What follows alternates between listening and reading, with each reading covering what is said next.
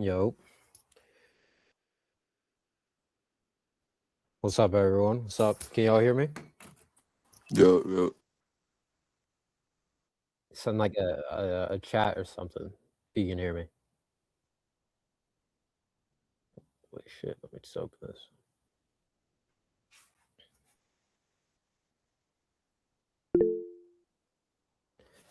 Perfect. Thank you. All right.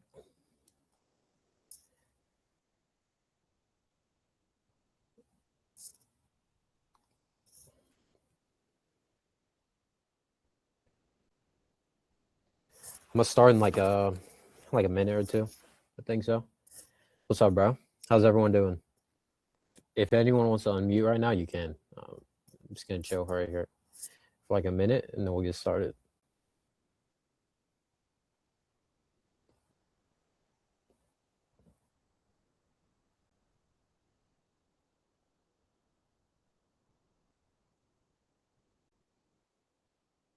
All right, bet.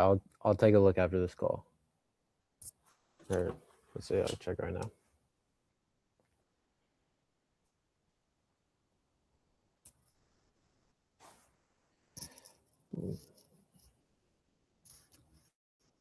All right, I'm about to share my screen. Everyone, let me know if you can see this.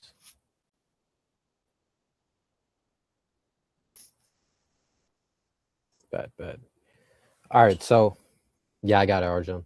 So this is kind of like honestly, it's like a framework for me. So it's the presentation. I put this together, or AI put it together, if I'm being honest, based off of everything for this past year, this full case study. Most of it is coming from the brand. We did 750K in 63 days, but lots of it's also from the one-on-one guys that we've been helping scale.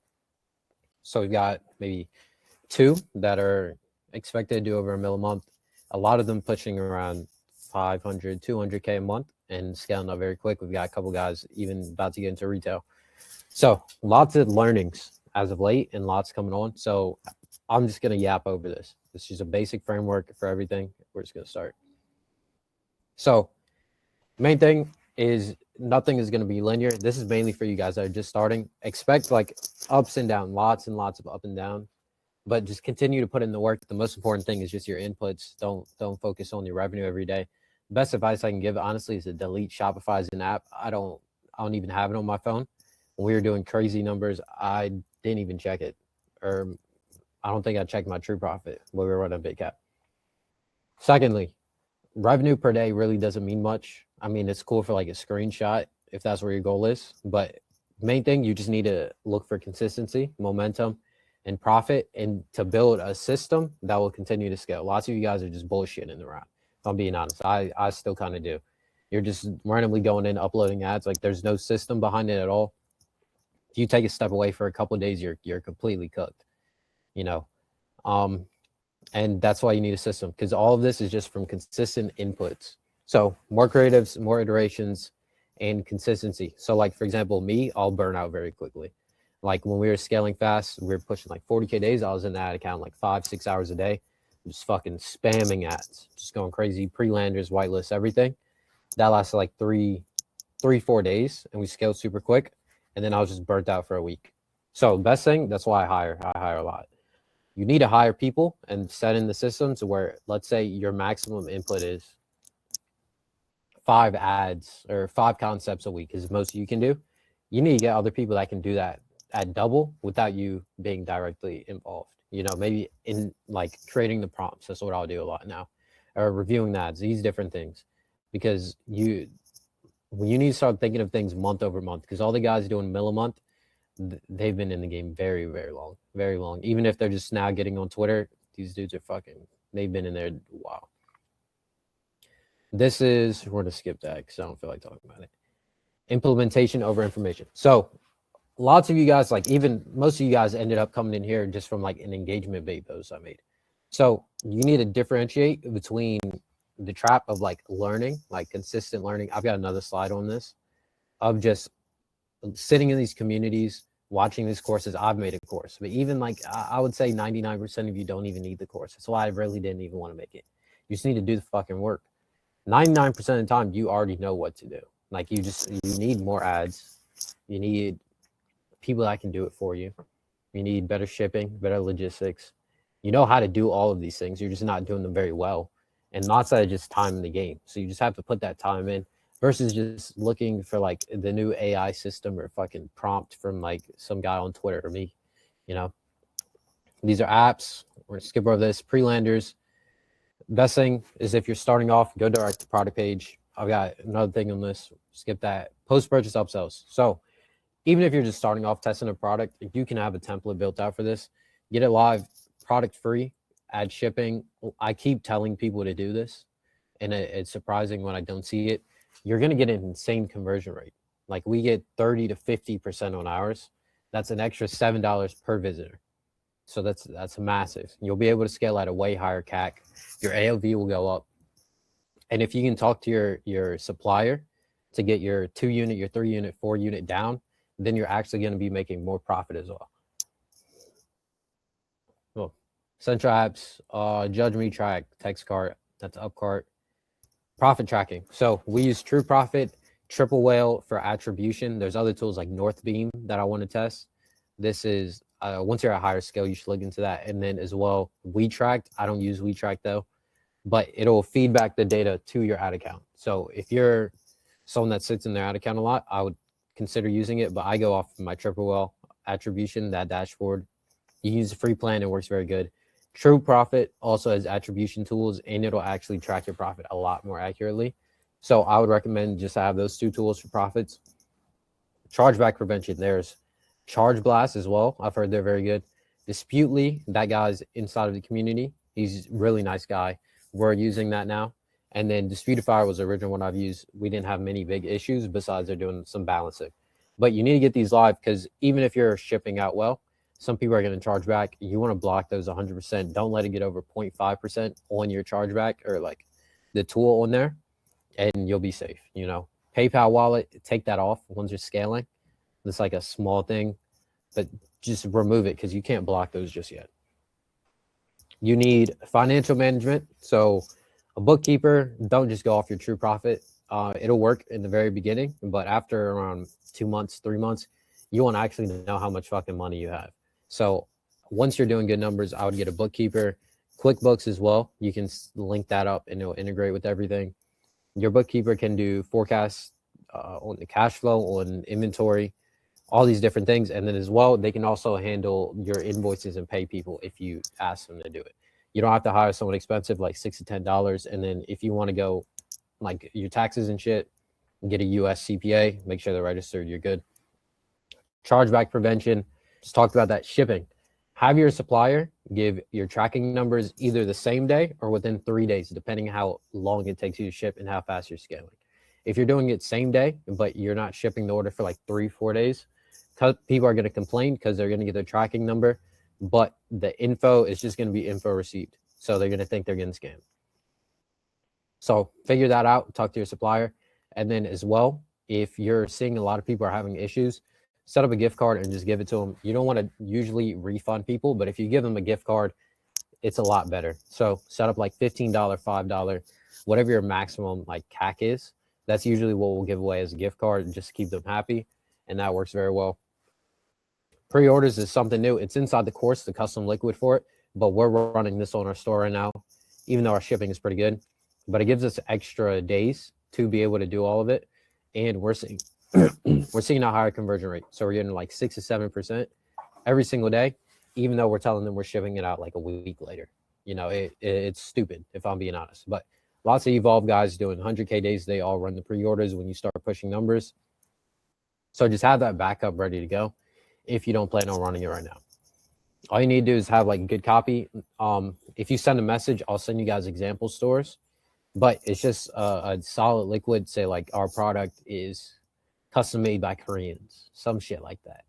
And for that reason, we intentionally make them and nothing gets shipped old off the shelf.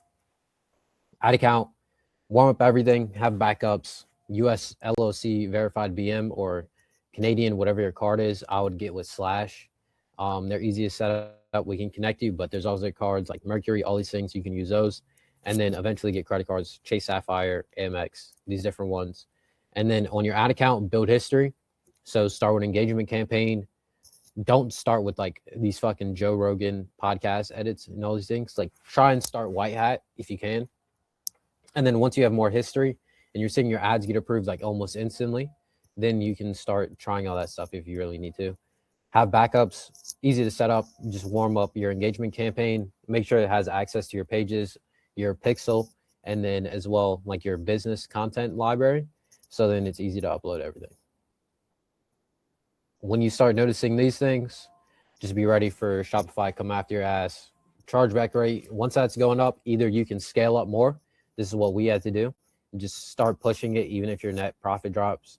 This will offset the chargeback rate as a percentage, but there's more risk involved with that if you start scaling too fast.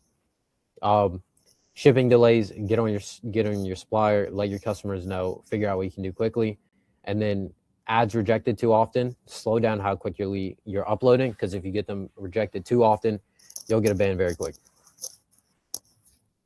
Customer experience, brand wise, that's a good AI agent. We're having like our customer support switch to that, and then our rep manage it. Product quality, improve this over time. If you're doing supplements, send me a message, I'll connect you. We have the one that we visited with, it's FDA-certified, CGMP, all these things. It actually works. You can do retail, TikTok, Amazon. If you're doing fashion or something, just get your product, check it out. Most likely it's some shitty polyester, improve it. Otherwise you'll be cooked in like 2-3 months, you won't last. LTV to CAC, focus on this, not in your first two months, maybe I'd say 2-3 months. Just focus on first order profitability, and then start looking at your CAC more and more as you stick around, and try to optimize this. That involves support team, better quality, and then as well, maybe a US 3PL. Maybe consider it, because oftentimes you'll see the shipping time, if you're really cooked with like a supplement, it'll be around the actual same time. Because if you ship by like air, I think it is, it's around 10 to 12, and then to customer it's 2 to 3 days. That's usually around the drop shipping time for supplements. Identify your constraint. This is an example from that brand. We noticed for cost per add to cart, cost per checkout, cost per link click, cost per outbound unique link click is what we use, cost per landing page view, all looked good, but cost per purchase was way too high. This is a trust issue. So what I'll do is I'll pull this data out, I'll put it into the AI, and then we'll look at all these things with like just a fat ass export of the ad account, and then you'll be able to very quickly like see what piece of data is way too high. For us, it was this. That's where we came up with the Trustpilot widget, stack the guarantees, checkout copy. You can do this in your default theme content that's in the course now. And checkout logo, put in an upsell, because if the cost per purchase is high, but the AOV is higher, you know, it kind of offsets a little bit.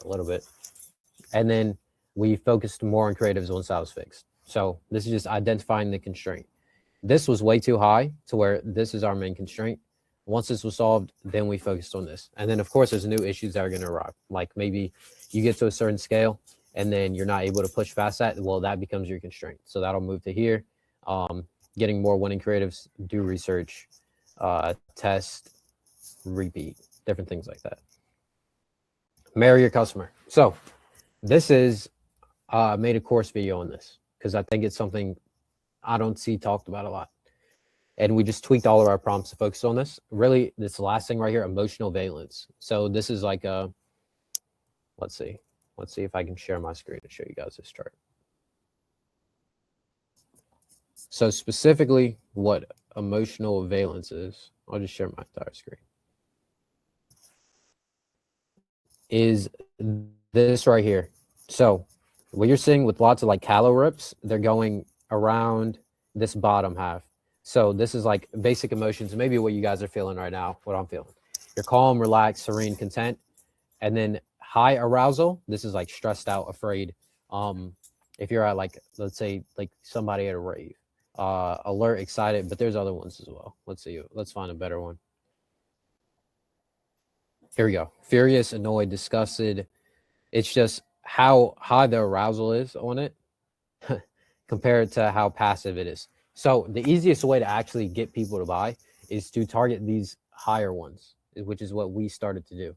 So we, in the course, I go over it. but we had an ad that had people crying. I've talked about this all the time, but that was because we found that the highest emotional valence for us was parents who felt guilty about their kids losing their personality.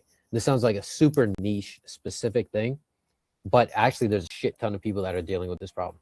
So just find the most high emotion thing that you can, look for a label on it. So like entrepreneur, like thinking you're an entrepreneur is a label, but calling yourself I'm a procrastinator is another label. Find these ones that are as emotional as possible and then target them with your ads. That's the best thing to do. And then just use AI. Look at, what the fuck is this image? That's crazy. And then offer BOGO, buy one, buy two, buy three. But position it specifically. So if you're doing a supplement, you can do like 30 day, 60 day, 90 day. If you're targeting, like we were targeting kids for the parent, we would do for one kid, two kids, three kid, or for the whole family. Different things like this. Try to do that to AOV max. And then free gifts. This is something I would test in like your ads. I go over how to do this in a later slide. But free gifts don't always work. I wouldn't free gift max just to start. I see people spamming these. Think about how it's impacting your margin. And then also when you're scaling, it is difficult to maintain that inventory. So this right here, we have an example. Now we're going. So they send everyone straight to product page. But when you start getting a lot of traffic, people want to actually look around and make sure you're not fake. We had someone in our Facebook comments fucking use ChatGPT to do a deep research on our website, and then they put the whole prompt. It was insane. But that just goes to show like people are doing more research because there's so many scams. Meta had like 15% of their revenue all come from scams. So you need to look as official as you can when you're scaling. So what Neurogum does, let's see, is they have these different pages. So we started doing this and it works very well. An About Us page, I'll go on this one. This one's really cool. It's super easy to make too. Just go over the signs. So the goal of this is just to educate, because otherwise they're going to go off of your website and do it. And they may or may not come back. Just educate, and then CTA at the bottom. Different things like this. So like how it works, ingredients page, About Us, different things like this. Maybe if you're donating a percent to charity, do something about how you're doing that. All these different things, they work very good. And you'll see that as you get more traffic, you're actually converting it. And with your Google ads, it's very important. When you're doing search ads, you can start having these as different site links that people can directly go onto versus just going straight to product page every single time. It will help with your conversion rate, and then you can split test these different ones on the Google ads. Data decisions, use Microsoft Clarity. Don't make instant changes to your product page. This is very stupid. If it's working, then you want to test something new. Make sure there's actually data to back it up, or that it's actually needed. Because if your constraint isn't your conversion rate, but you just want to get it up higher, you're kind of wasting your time. You're wasting money. And then if you fuck something, it's going to be hard to get the momentum back. So what we do is we literally just focus on where our constraint is. For us right now, it's our cost per click. We just spam more ads, more high intent, more quality, and more ripped ads, more image ads, more natives, all these things, whitelisting, finding new ways to do that. That's our constraint right now. Every other metric looks super good, but cost per click is high. That's all we're focused on. Because once you get that down, everything else just shoots up, and then you're going to have something new that's broken, and you put your focus there. Otherwise, you're just going around just doing work just to do work. I mean, if that's what you want to do, go ahead. Google Ads, I have a video on this, but specifically, it's a 3-funnel thing. You have your high shopping, medium, low. It's kind of hard to explain without actually showing you guys. But if you set this up, it's very easy to run, like super easy. And then all you have to do is this right here, which is product duplication.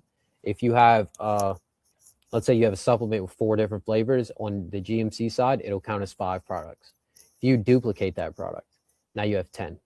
And on your GMC, all of them will be competing. So what we did was we just maxed that out. We had like fucking 10 of them. We ended up taking over the whole GMC for everything, for high, medium. I mean, the whole Google shopping for high, medium, and low. And you just scaled it. It's super easy. You literally, if you set up it was manual cost per click, you can't go unprofitable on it. It's the easiest shit ever. You'll be able to scale this up super fast, profitably, and it does not take any work at all. I'll go on my Google Ads like every 3-4 days.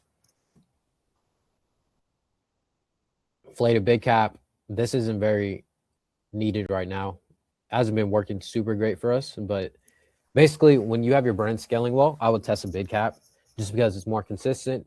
You can put your focus on other things and like turning on ads, these different things, and just start spamming them inside of there.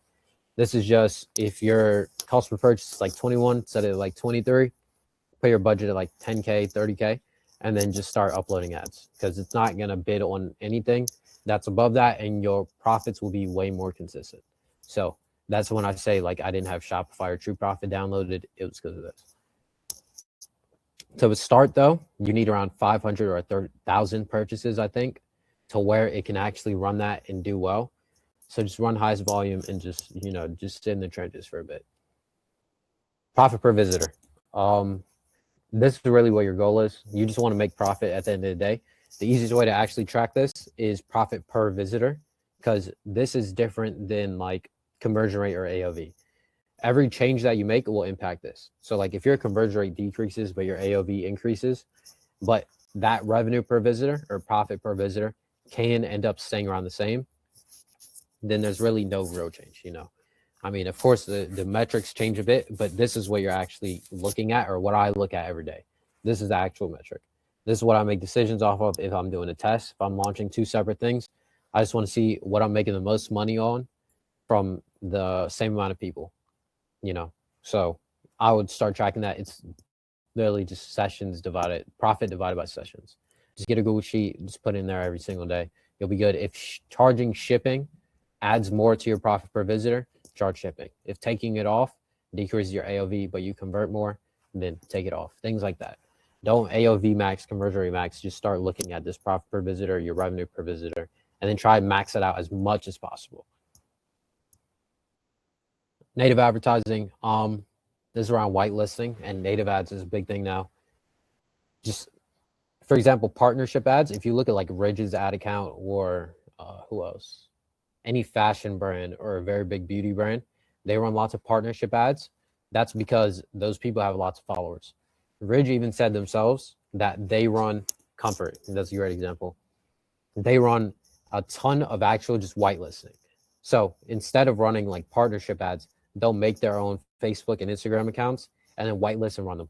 Those dudes are doing stupid fucking money. I don't know why you wouldn't listen to them. We literally have our VA organizing our ads by race and gender. And then we have 4 different pages for that. And we're constantly getting more and more specific with it. And then we're only running it off of there. That's how we're running things now. We barely even run brand ads off our brand page unless it's like super product aware or a sale. And even then, I'm kind of debating if it's better just to focus on the whitelist, because as everyone's running more ads, your goal really is just to blend in more and then convert them. It's cheaper. It looks a lot better. Oftentimes, someone's advertising to you off a whitelist and I don't even notice. So I would keep using that. And then there's different ways to do it. There's like theme pages and then authority pages. So like knee health tips would be like a theme page. Dr. Martinez, MD, would be like a authority page. I'd be careful with that though. If you make too much money, they will come after you. Not on the personal. You might be able to, you're good on the personal. But those MDs, you might get cooked when you're doing too much. Now, this right here. So this is what I mean on split testing and the best way to actually do it and systematically. So what we'll do is, let's say we have a batch of 3 creatives. We'll have our first ad set. So this will go direct to product page. Then we'll duplicate this and we'll have maybe on the original one, we're running a buy 1, buy 2, buy 3. On the next one, we want to test a BOGO. Instead of doing that on all your main traffic, just duplicate it. And that new ad set will have the same creatives, but you'll change the destination link. Whichever one gets more spend wins. That's it. It's super easy. You can test things fucking super fast. And if they both work, just scale both of them. This is the best thing to do. It came from Evolve's, where I got it from. But the lean way to do this, which we're now doing, is to start everything going to your product page or whatever your wanting lander is.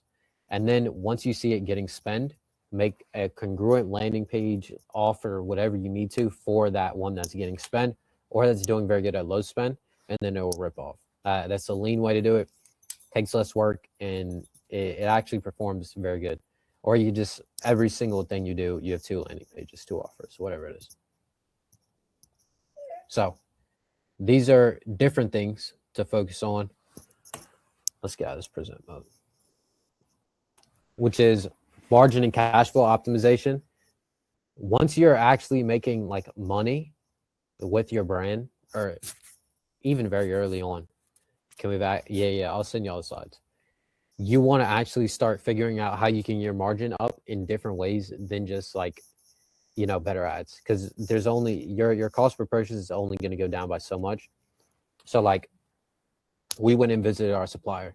Now it was fun, but the main thing going down there was to just get our cost of good down, get net terms, things like this, because that right there, it's like if you got your cost of good down by $1, you're making an extra $1 every single order. Just simple things like that. Maybe you need to change the quality on it to make shipping cheaper, or how you're shipping it out. You know, find a new 3PL. Maybe you look for, you stop running it worldwide to a specific country because shipping's so expensive. Different things like this, and actually looking at the numbers, which takes you like taking a step back and figuring out how to do that well. And then different things like credit cards, net terms. There's guys running with like half a year net terms. You know, you can't outscale that, bro. Like that's fucking insane. You know, personal ad accounts. I don't know why people want to use it like top up agency accounts unless like you're getting cooked a bunch, because you can have your own billing threshold. So that's kind of like a credit there as well. And you know, there's lots of different areas that I'm still just not getting into. Everything that you do, turn it into a prompt. This is like massive, like super massive. Even just how you think. So what I've started doing is I'll test something. Like let's see, say I saw a cool Twitter post, okay, and I want to test it out. I'll test it in the ad account. We'll see how it does, and if it does well, we'll integrate it into our basic prompts. So like our prompts just operate as like a framework of things, and then we'll continue adding new things and make it better and better. That's why I come back like in the course just now, I just gave completely new prompts. Well, that's because every week, every couple weeks, every month that we're learning something new or getting new data, we're improving and tweaking our prompts. So they just operate as like a framework that continually gets added to. And you just want to make them as specific to your brand and what you need, or even like small things, you know, to whatever it is. Learning versus working. I don't think that there's really a balance between it, if I'm being honest. You know, there's certain periods where you're doing more learning. Let's say you've hit 10K, you can get past that without learning. Let's say you've hit $1 million a month, okay? Well, there's a major gap between $1 million a month and $3 million a month. That more volume at a certain extent might be able to break through, but more of that is just kind of external learning, you know? So oftentimes that's going out, maybe you have to buy a course, maybe a mentorship, or it's one specific tweet. So you have to get into your bag in terms of learning. Maybe it's reading a book, you know?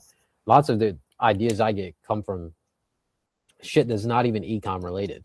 You know, I don't really know a lot of the ecom guys that you guys talk about unless I've talked to them, because I don't really pay attention to much ecom stuff.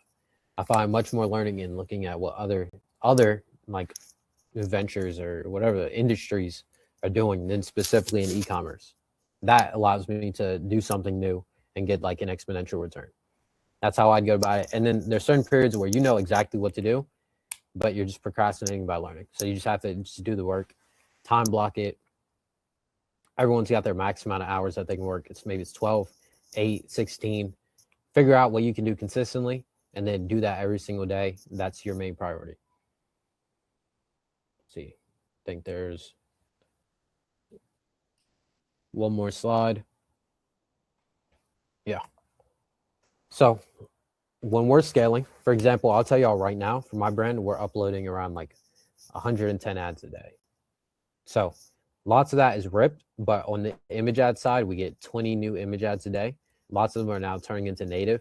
That's done because we made a prompt for it. We pulled it from a course, we turned it into a prompt, I turned it into a system, then I gave it to my image editor. That was very simple. Now we get 20 a day. Different things like this, you need to figure out how you can get the highest quality for the most intent with AI. You can always figure out a way, and then just be very aggressive with it. This is talking about inflated big cat, but with the highest volume, we do like 100 a day. Every 2-3 days, I go in there, I cut off things that either didn't spend or didn't perform. And with the image ads, we'll do singular. So because the image ads, we're testing a specific thing every image ad, we'll do them one by one. If it's like ripped ads, I really don't give a fuck. I just want to see which one is performing, and then we'll look at it. I'll do those as flexibles. If my editors or strategists make them themselves, then those are going in as single because we want to see the data, because that's high intent testing behind it.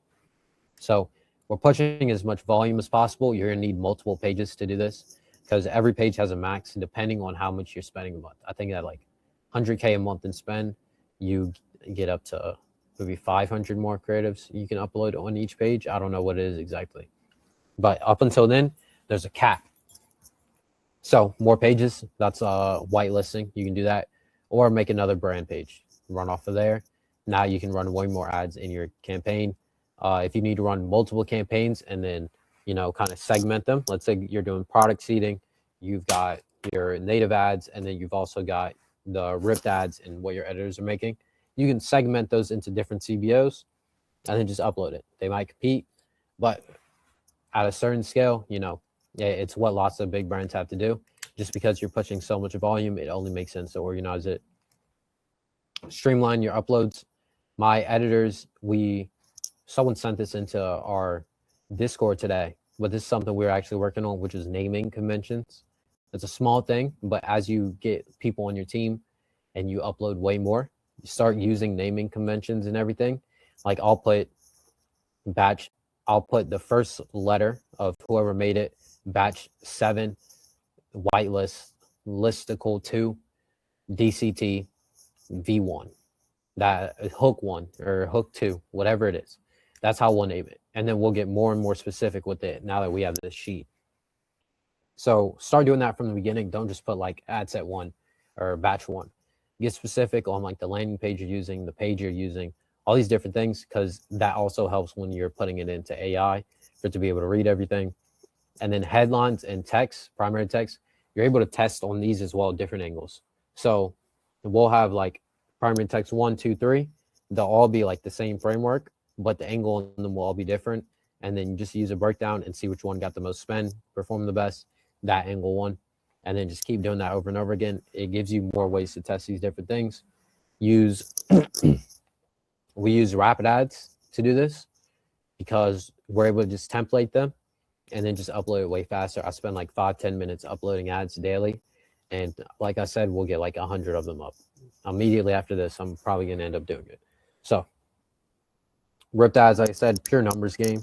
If you're looking for a product on Callow data, I'd try and find one with a shit ton of creatives, because I know brands with fucking 10,000 in their Callow. It's hard to compete with that amount of volume, And then as well, if they actually know what they're doing on like making creative side of things, you're going to get cooked very quickly. So this is about building teams. I talk about this every call, if I'm being honest. That's literally all my focus really is on. But team versus contributor, this is something we're noticing now. Like my team isn't as big as I thought it was, because VAs they count, but not really. There's a difference between like in-house versus like they're contributing. Like a strategist that's full time is like a part of my team, but maybe the guy that I have doing product research doesn't really count as that. They're maybe doing an hour or 2 a day. They're just contributing. They're not like directly inside of the team, like super vital. I could replace them. I'm going to invest in my team's training, but that VA who I like and they're doing a good job, but anyone could really do it. It's very simple. And then organizing them by make money versus save money.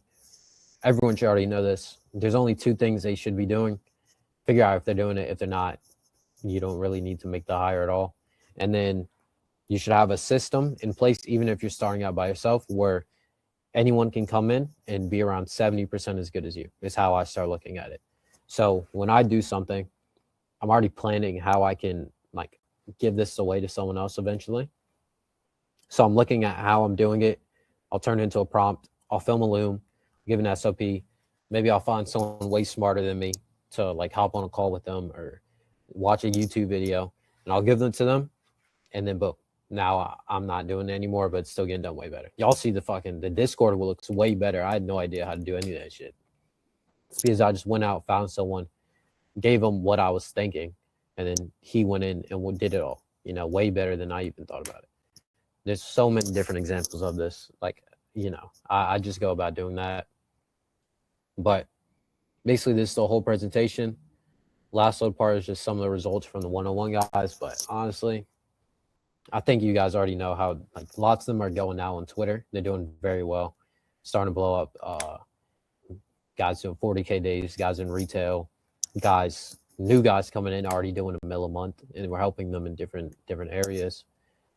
New guys getting their first sales in a couple of days. It's really systemizing with how I run my brands and then passing it off, but we're getting insane results. So just free plug, if you're thinking about joining it, I would do it before I waitlist it, because we're getting guys fucking stupid numbers. So that's the main focus right now. We're gonna waitlist everyone coming into the one-on-one in exactly 2 days, and then probably not open it up until a month. So if you're thinking about getting inside of there, I would do it now. But now, if anyone has questions, let's do it, because this ran honestly a bit shorter than I expected. So just unmute. I'll probably chill with y'all for like 20 minutes, and I've got to run. But this is recorded as well, so I'm gonna put this in the Discord.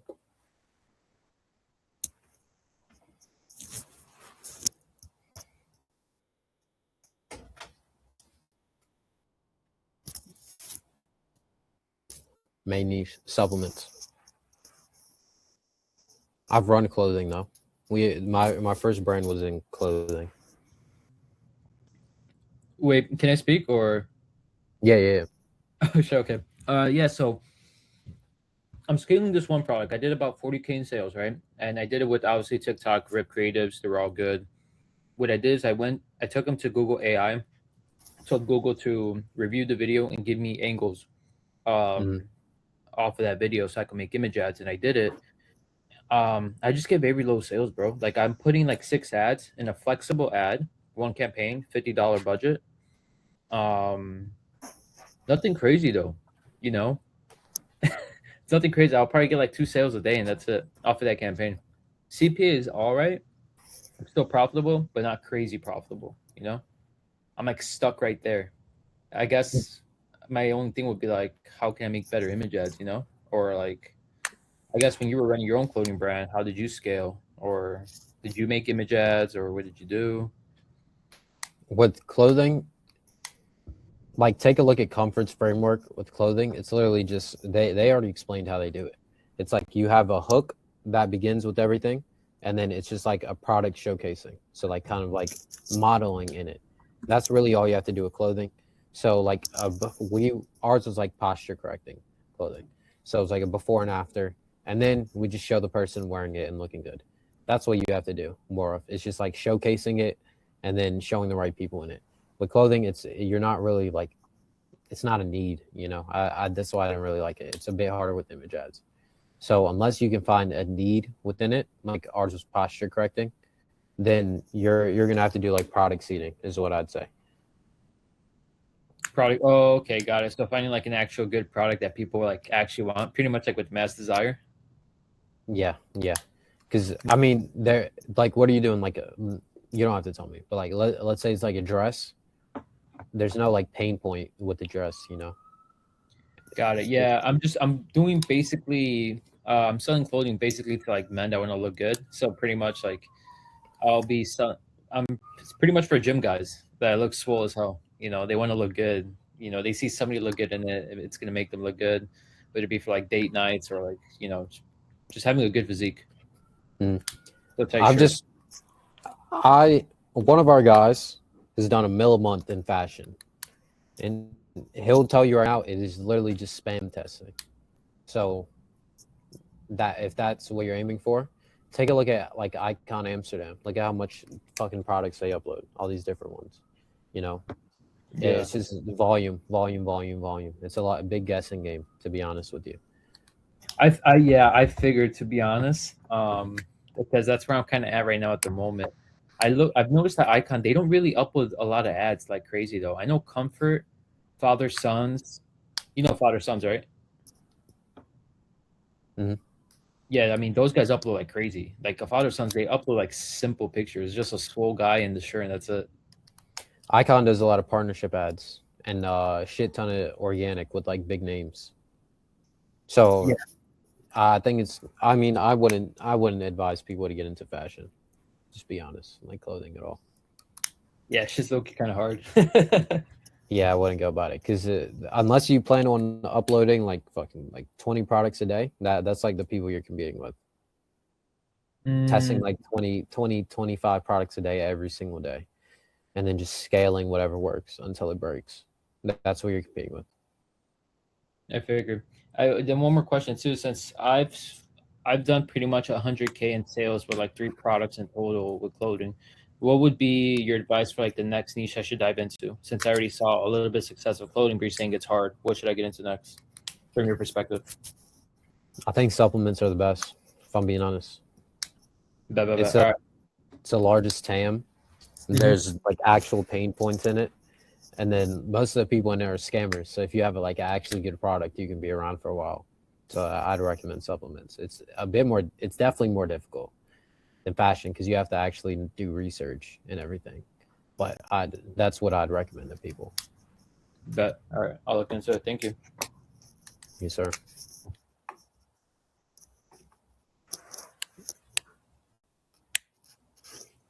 100+ ads you're ripping per day, all calo.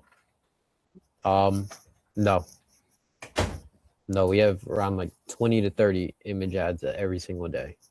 And then my video editors, they make 5 concepts a week each. So I'd say around 60%, 70% are all calo rips. What Yeah, am I? free sauce for anybody who wants to actually build a fashion brand. Just it's so easy with AI to make like fake skew images. Like just find like make some fake designs you think look cool. Throw that shit up on TikTok slideshows and then run it to a link in your bio that you just make with AI and see if you can get pre-orders. Like whatever you can validate organically, then just put spin behind it and see if you can find a manufacturer to make like as close to what you design with AI as possible. I'm doing that for a couple of like musicians to help build brands for them that are like separate from their artistry and then like tie it to their artistry just to scale even harder. But I think fashion is going toward like if you look at where pretty much every brand is going, like it's all just cults. Like the best, if you look at a business model that's the best business, it's just cults because you have like the greatest LTV ever because they'll give you anything. Like, not saying that I mean, you should obviously make like an ethical cult, but like, bro, if you look at who, any brand, like every brand, Apple, all the biggest, the brands with the biggest LTV, they operate like cults. Like they have that cult psychology shit. Mm-hmm. So that's where all this shit is converging because now you can't like you can't really compete on the ads if everybody can spam like a million ads every day. You have to compete on like the identity and the relationship and the shit that people can't take away from you. Where I've like partial ownership kind of in a fashion brand. We're doing lots of like sending it out to like friends and like people who post on Instagram and then getting like lots of like partnership images. Are y'all doing that? Not right now. I mean, we're literally just spamming like AI images on different accounts, whatever like socials will allow us to do. And then we got one guy he's like an NBA prospect and he's wanting to build his brand before he gets drafted.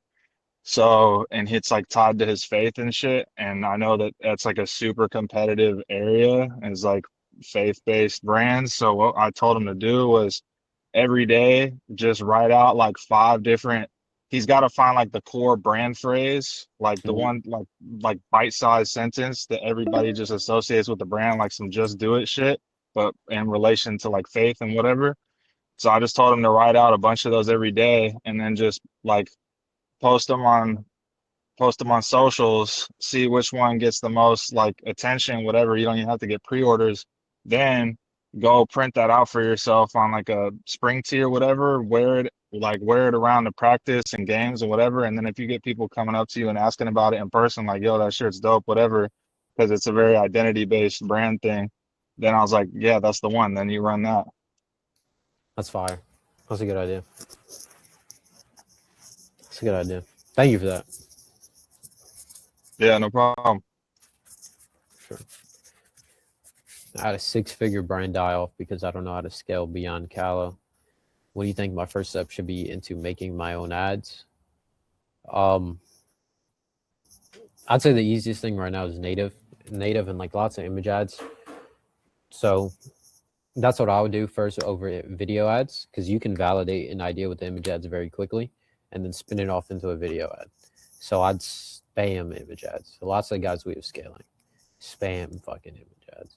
And then we're getting video editors for them to make those video ads off of what's already proven with the video ad. So like, for example, let's say it's like a native image, like very long copy, and then it goes to like a advertorial.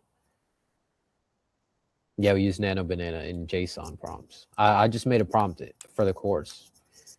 I have to put it in there immediately after this, but it briefs everything and then turns it into a JSON. But yeah, that's what we do. So like take like an image ad advertorial. That's basically your video ad. The image ad is kind of like the hook. The advertorial is like the body and the CTA. Form that into like a minute 30 long video. It's already got proof. Then you're good.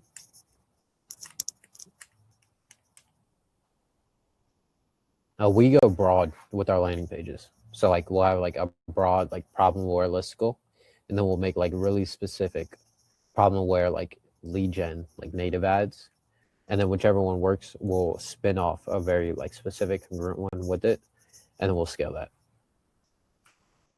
Are you running a custom formula for your supplement, or did you start with like some white label?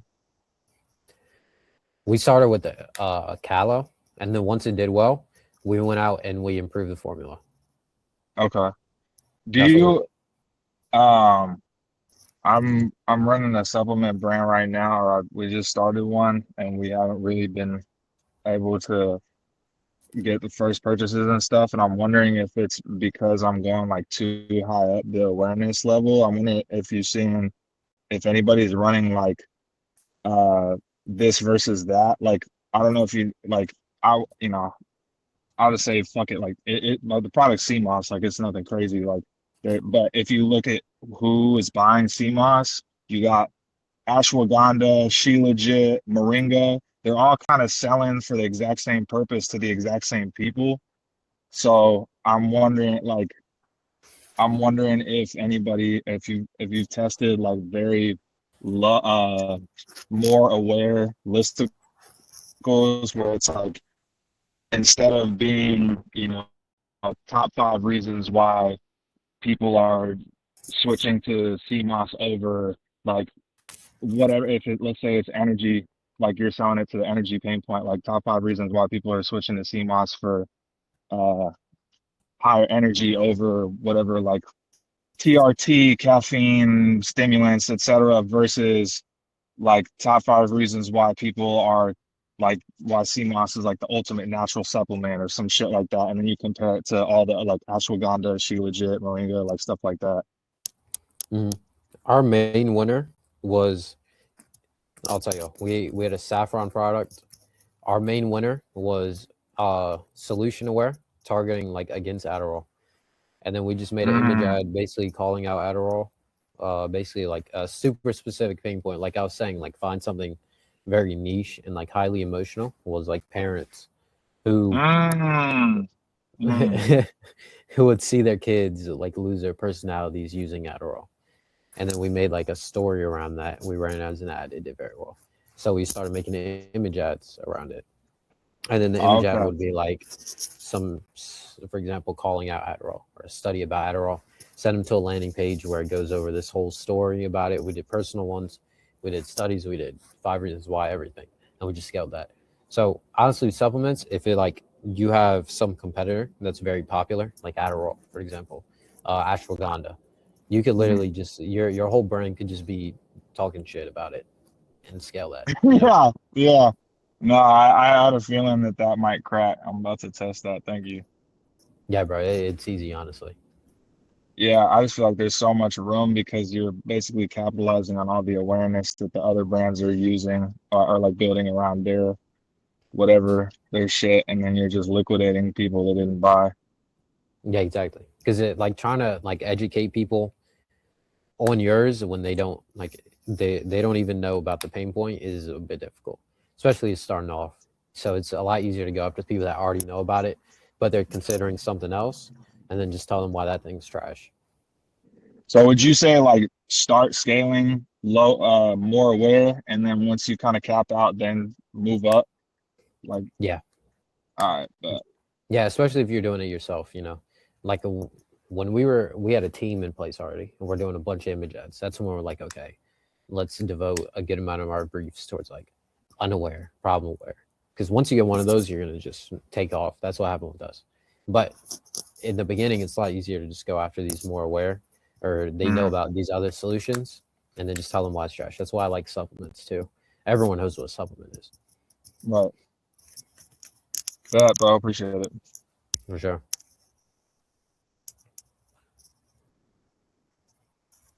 Good video editors, Upwork. Yeah, I got a cool question. What's up?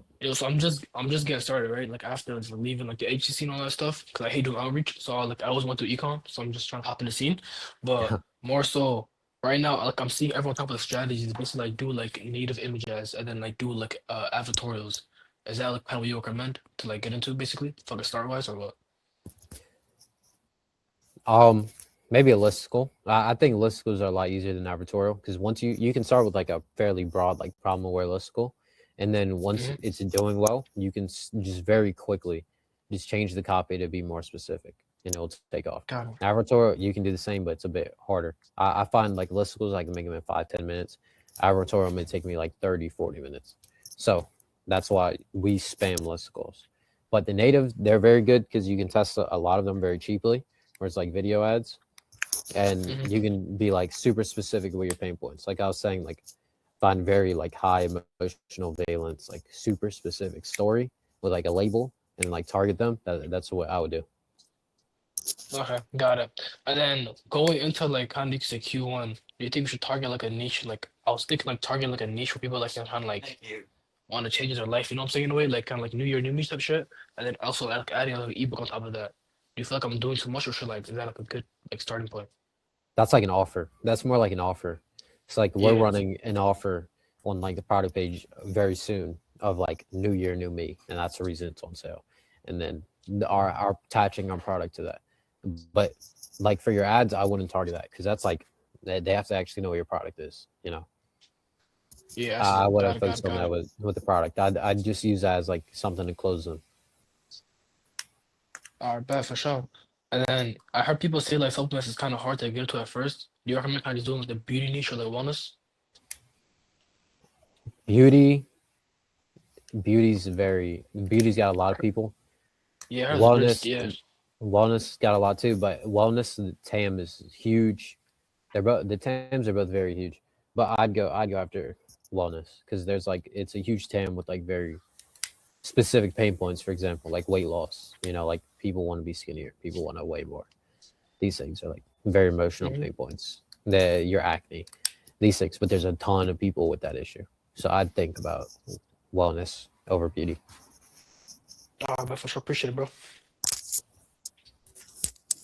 When you're doing your listicles, one thing I've noticed, and it just kind of depends on the brand. I built a big stockpile of listicles, and it seems like there's a lot of times, like you know how on an advertorial, you're like taking them through the stages of awareness from top to bottom, and like but on listicles, I haven't noticed as much people doing that where like they use the first couple reasons are more targeting like less aware, like problem aware, solution aware, whatever, and then you move your way down.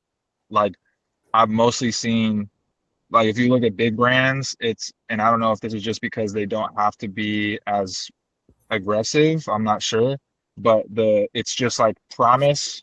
The reason will basically just be like a promise, and then the little blurb underneath it is just like tying it to the mechanism, and it's not really, it's like you could sort of order them really anyway, like obviously they're ordered intentionally, but it's not necessarily like the first thing is calling out more people who are just like less aware and then educating them. It's more just like here, oh, it makes your hair soft, it makes your teeth white, whatever. Like each reason is just a name.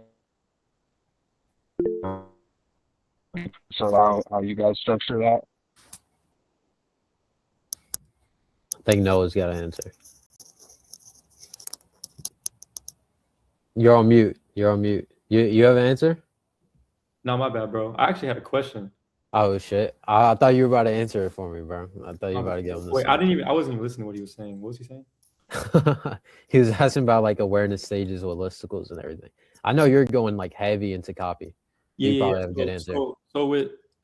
He's asking like what awareness stage you should use on a listicle. Like how people are doing it, basically. Hey, I'll just sum it up real quick. Like it seems that there's mainly like two types of listicles. It's just like each reason, like 5 reasons why. Each reason is just a promise. Like you're just making a promise about what the product's going to do, and then the explanation or going more in depth on the reason is tying it back to the mechanism of the product. And then there's like some listicles are structured. The flow of the copy is more like an advertorial, where the beginning reason is targeting like a more problem aware, more pain heavy, like psychology, I guess you'd say. And then as you're moving through the stages of awareness, like like for example, you just start, the first reason has something to do with the pain point, and then the last reason will be like because we're better than other solutions or whatever. Just like, again, you're just moving through the stages of awareness versus just like promise mechanism, if that makes any sense. Yeah. Well, in my experience for listicles, what's worked, I've tried and not successfully, but I've never successfully ran a listicle for a higher funnel. So everything for me for listicles is only either solution or product aware. Yeah, that's how we use ours. Yeah, I've never really tried problem aware. I have tried, but I've never like found any success with problem aware listicles. We have a student that's scaling product aware like super hard right now. So there's a framework that I made, and based off that, and then a couple other guys are doing very well with them. And it's usually like an avatar, and then it's very specific problems that avatar has. So the 5 or 7 reasons will be like those problems that they're having, and then like calling out the solution from like their unique mechanism is how they've been doing it. So we've started testing them, doing very well, or not very well, like decently well. Yeah. But that's how we've seen it work. Yeah, I agree. I mean, I would just say advertorials for a higher awareness, more top of funnel. For lower. Yeah, it's usually easier. You had a question? I did have a question. Appreciate it. Yeah, my girlfriend, I put her on dropshipping, bro. She did $50K last month. Holy shit. It's like she just, you know what I'm saying, her first ever store. But I was actually going to ask you about your situation, losing with all the refunds. I don't really know. Like, I know you've mentioned it. I don't really know what happened, but my girl's kind of going through something similar. Like, her supplier is like scamming her. Shipping labels. So I was going to ask you, what do you think? The issues with the supplier, or like the Shopify holds? She has no Shopify holds. Mainly the supplier. Well, we're scared because we're scared. She's getting tons of refunds right now because no one's getting their orders delivered. Damn. Right. She stood up fast, bro. She started that store 2 months ago. She's at 6 figures. Yeah. So whenever we get lots of for example, lots of refunds coming in, we'll start going like reaching out beforehand, which you probably have already done, but we'll give them like gift cards. So that's always been like a really good solution for us is gift cards, and then like